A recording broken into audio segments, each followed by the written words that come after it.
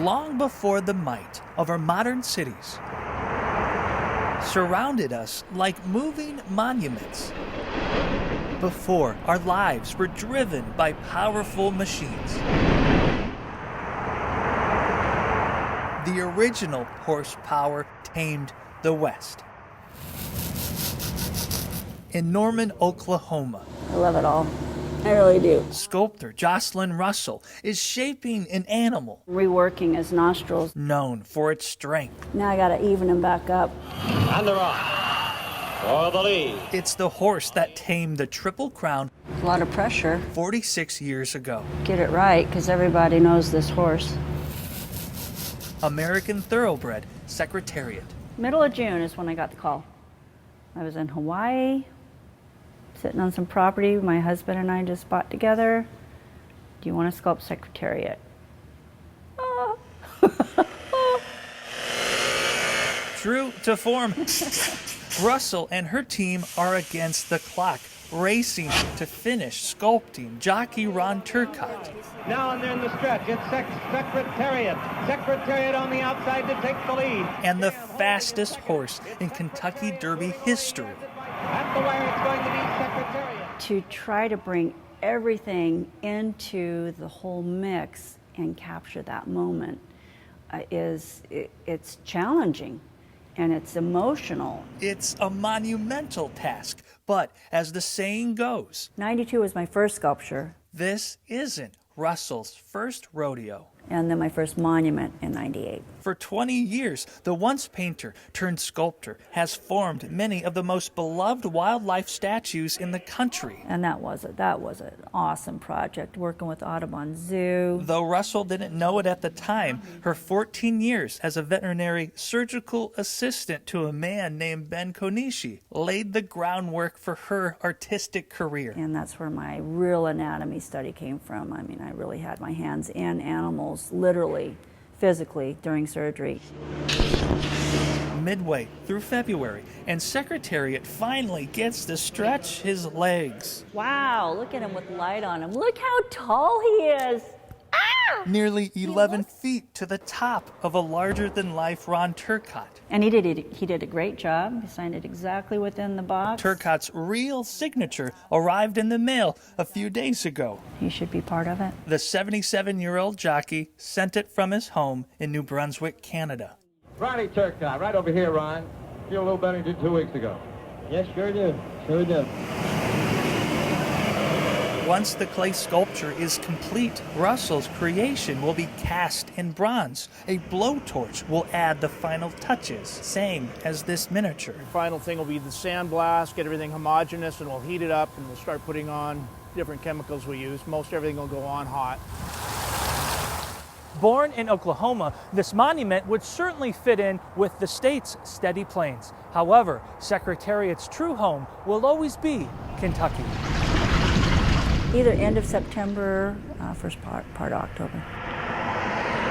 The world's largest Secretariat will hitch a ride 900 miles to Lexington, Kentucky, commissioned by the Triangle Foundation. The family is family to me. Sadly, Russell's longtime friend and mentor, Ben Konishi, passed away a few months ago. He just was such a big part of my life. Before Konishi passed away at 92 years old, Russell was able to show him a Secretariat model. This October, the racing legend will be installed in this roundabout on Old Frankfort Pike Road, not far from the Kentucky Horse Park, where a monument to a horse named Sergeant Reckless stands. And she was one of the Marines, and the only animal that's ever been promoted and held rank officially in any of the military. And she was promoted to Staff Sergeant. A statue designed by a familiar name. Now that he's up at this height. It's the work that propelled Russell to sculpt the fastest horse And they're off. Kentucky has ever seen. Secretariat is just iconic. In Norman, Oklahoma, The big horse. Jonathon Gregg, Spectrum News 1.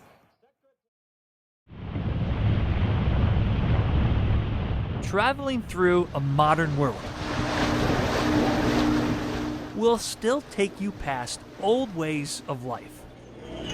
It's the oldest operating business in the state of Kentucky. And depending on the road, My family lives in Nicholasville and Lancaster. a slow and steady piece of history So we're secured by 4 cables. might just stop you in your tracks. It's just kind of nice, kind of relaxing. This is the Valley View Ferry. You know, you get people from all over the world, they come here and they're shocked to see that something like this even still exists. It's quite a step back in time. 15 miles south of Lexington, the Kentucky River cuts Tate's Creek Road in two. That's Madison County, and behind us is Fayette County and Jessamine County. And for a very long time, there's only been one way to cross. Started back in 1785 as an perpetual and irrevocable grant. Perpetual is right, We're out here 364. because Clayton Embley ferries passengers across the Kentucky River upwards of 150 times in a single day. Everything going all right? The port captain has 30 years experience in the merchant marine. Sailing everything from, tankers, docking tugboats, to tall ships, to private yachts, to racing yachts. Embley has quite literally sailed around the world. The most important thing we have here is keeping everything in trim and stability. No more than 3 vehicles at a time. You just go across it, you don't think a thing about it. Back and forth and free of charge. 3 counties went together and bought this boat. So they bought it and they started operating it, charged $2 a car. So the state came along and said, we'll give you some money if you make it free. Not a bad deal. And if you miss the boat, don't worry. It only takes about 3.5 minutes for the ferry to cross the river. And at the forefront of passenger safety is a unique partnership. We've done this with them for about 20 years. The ferry's deck crew is staffed by 2 county jails. It's more busy in the mornings than of the evening. We get a lot of work traffic going to and from. Jason Mays jots down every vehicle hitching a ride. He's currently finishing a sentence in Madison County. You know, they're giving them the responsibility. It's a great way for them to reintegrate once they've moved on from the detention center. Embley says the work release program has been smooth sailing. I love it. I love it, man. I mean, people are awesome down here. They're really nice to bring us food, clothes if you need them. Who knew something as primitive as a car ferry Couldn't ask for anything any better. could be so progressive? I crossed the other day and tagged it on my Facebook page. Perhaps in a modern world that seems to travel at breakneck speed, To me, it's very smooth. it's nice when life finds ways to slow us down. And I love the wooden paddle wheel. It gives us time to think. But we're the oldest, and we like to think we're the safest. Going back and forth on the Kentucky River, Jonathon Gregg, Spectrum News 1.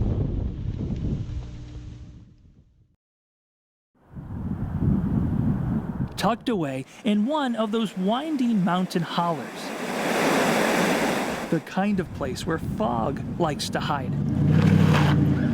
And four-wheel drive comes standard.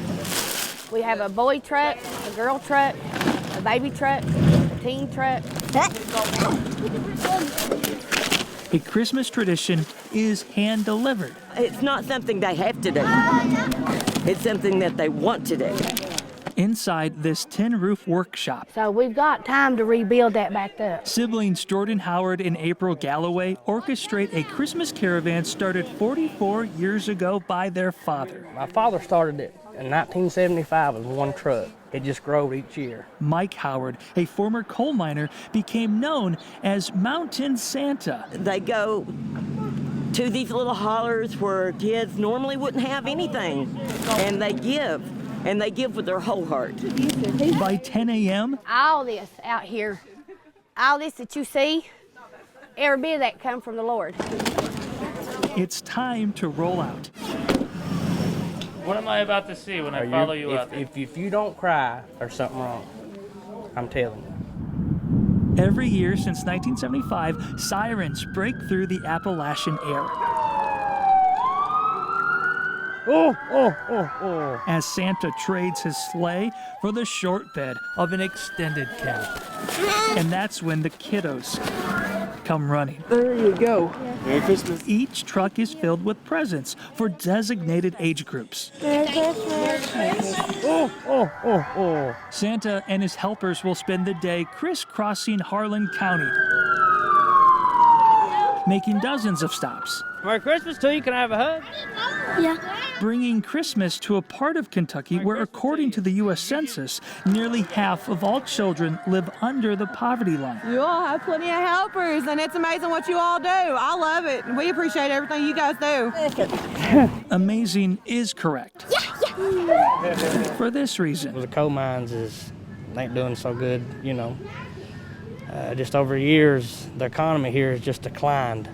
And for us to be able to continue this, it gives kids that's less fortunate and their parents is laid off, it gives them a Christmas.